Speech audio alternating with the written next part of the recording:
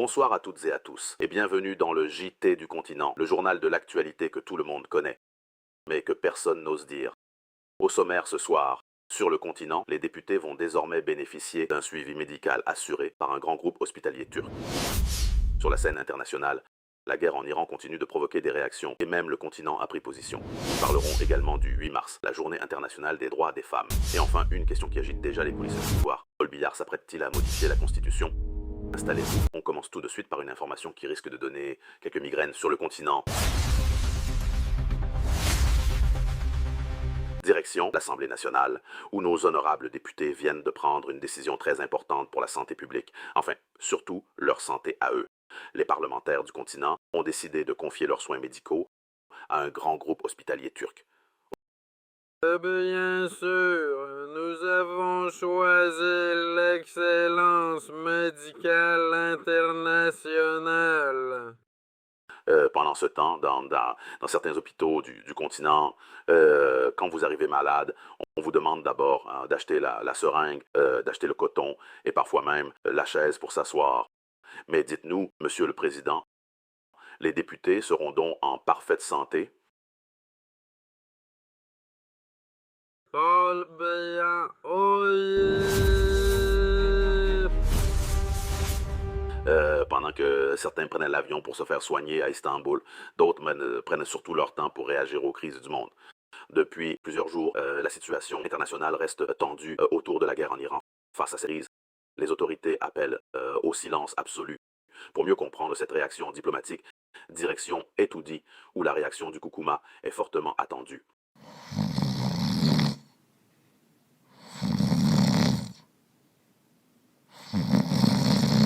Voilà, une position diplomatique qui peut se résumer très simplement quand deux grandes puissances se disputent, le continent préfère observer de loin. Sans transition, revenons maintenant à une date importante, une date qui mobilise beaucoup de monde sur le continent. Le 8 mars, une journée consacrée à la reconnaissance des droits, des luttes et des avancées des femmes dans la société. À cette occasion, nous donnons maintenant la parole à Viviane. Bonjour à toutes. En ce début d'année, les chiffres sont alarmants. Entre janvier et février seulement, 26 femmes sont parties de l'autre côté. Ce constat est douloureux, mais il ne doit jamais nous réduire au silence. Le 8 mars n'est pas seulement une journée de fête, c'est surtout un moment pour rappeler que le combat pour les droits des femmes continue. Grâce au numérique et aux nouvelles opportunités, osez apprendre, entreprendre et vous affirmer, parce que chaque génération doit continuer le combat pour l'égalité et la dignité des femmes. Merci. Merci Viviane. Mais une question reste importante. Le message a-t-il vraiment été compris sur le continent? Pour le savoir, nous avons envoyé notre équipe dans la rue. Même si c'est bon, même si c'est bon, soulève, même si c'est bon, même si c'est laid, soulève, même si c'est bon, même si c'est laid, soulève, à gueule, arrête, à gueule, arrête, à gueule.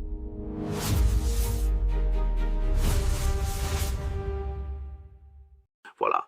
Je crois que le message a été très bien compris. Mais pendant que certains dansent, d'autres réfléchissent déjà à l'avenir politique du continent. Et pour terminer ce journal, une information révélée par la presse fait déjà beaucoup parler sur le continent. Selon certaines sources, le Koukouma pourrait envisager une nouvelle modification de la Constitution. Pour comprendre les motivations de cette initiative, direction Etoudi, où nous attendons la réaction du Koukouma. Nous attendions le Koukouma lui-même. Oui, le Koukouma m'a chargé de vous expliquer la situation. Ah bon? Et depuis quand le vice-Koukouma explique les décisions du Koukouma? Parce que j'ai reçu les très hautes instructions. Non, non, non. Inutile d'expliquer. Sur continent, quand on parle de révision constitutionnelle, les citoyens comprennent déjà très bien. Bref, sur le continent, certaines constitutions ressemblent à un abonnement téléphonique. Elles peuvent toujours être renouvelées.